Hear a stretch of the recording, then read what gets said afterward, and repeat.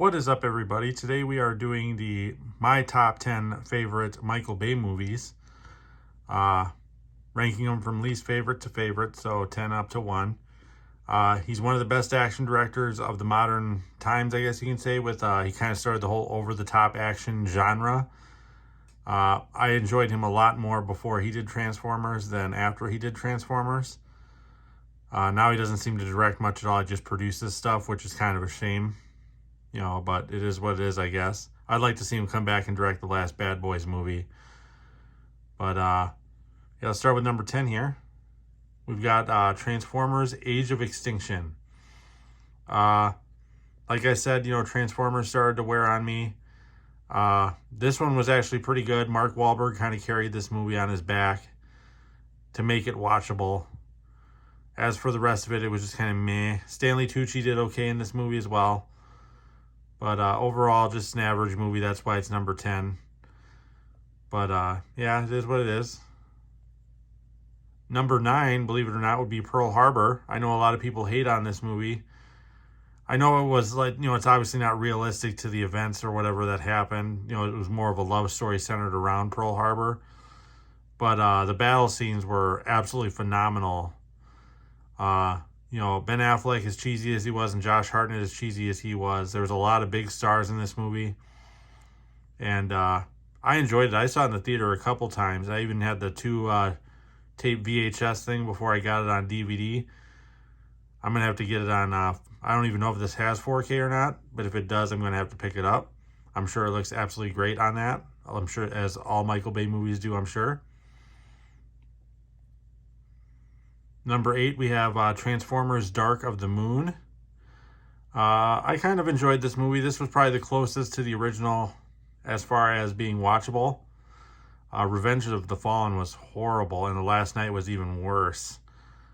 But this one was good. Had a lot of the characters from the original come back in this one. Tyrese Gibson and Josh Duhamel.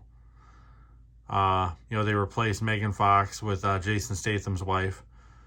But very, very enjoyable, actually, believe it or not, for this one. It relied more on the action and less on the comedy.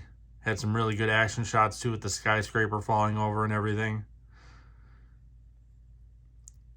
And then we go to the original Transformers, which is obviously the best of all of them. It was a lot more of a serious tone as opposed to a comedy tone that the other movies had.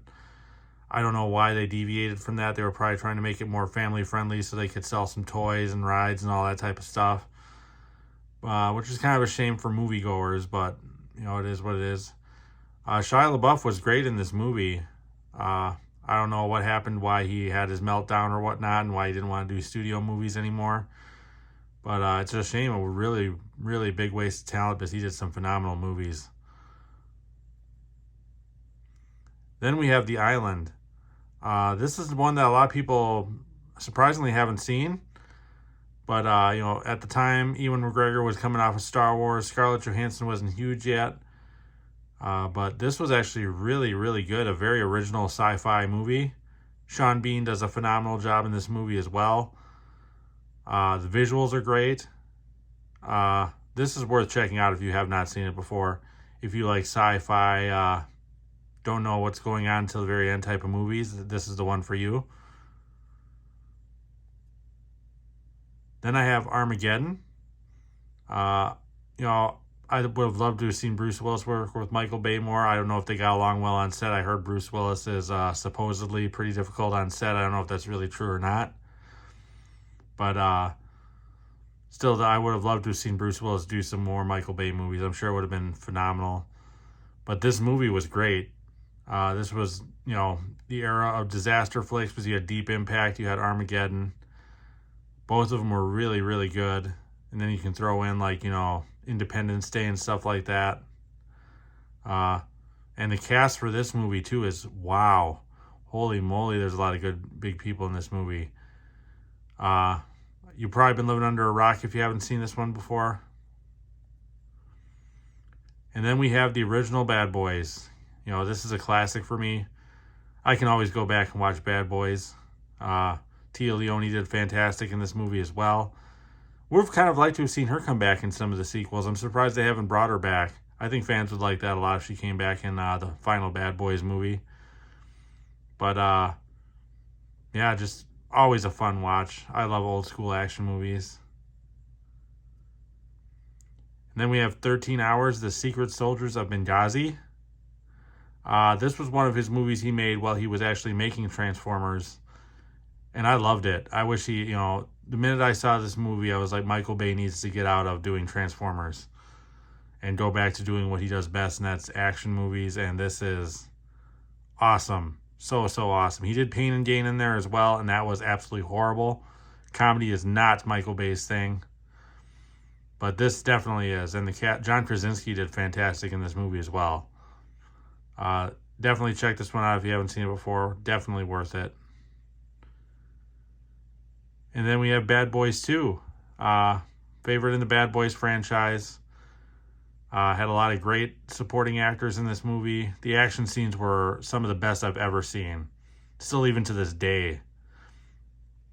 And the chemistry between Will Smith and Martin Lawrence is undeniable. Along with the rest of the cast. The guy who played the villain in this movie was fantastic as well. The whole compound scene at the end was some of the funnest television I've ever seen. So definitely worth checking out. And then my most favorite one is The Rock. Love Alcatraz and the whole mythology behind it. And Nicolas Cage and Sean Connery did a fantastic job carrying this movie. The soundtrack for this movie was phenomenal as well. Ed Harris was, he was the bad guy, but he wasn't the bad guy. His character was actually one of the most interesting in this movie. But again, it had a phenomenal supporting cast. Not huge names, but the names that were there did a really great job at those parts. Loved seeing Michael Biehn in this movie as well, so he's not polishing turds, as he likes to say. This was definitely not a turd to be polished. Just one of my favorite go-to action movies to watch along with Bad Boys. Whenever you're in a down mood and need something to pick you up, this is that for me. But that's my top 10 for Michael Bay movies. Comment down below if you think any of these movies should be in different orders. I'd like to hear your opinions on that. But yeah, if you like content like this, please like and subscribe. Your support is much appreciated. I am also over on Letterboxd. The link to that is in the profile description of this channel. Otherwise, until next time, guys.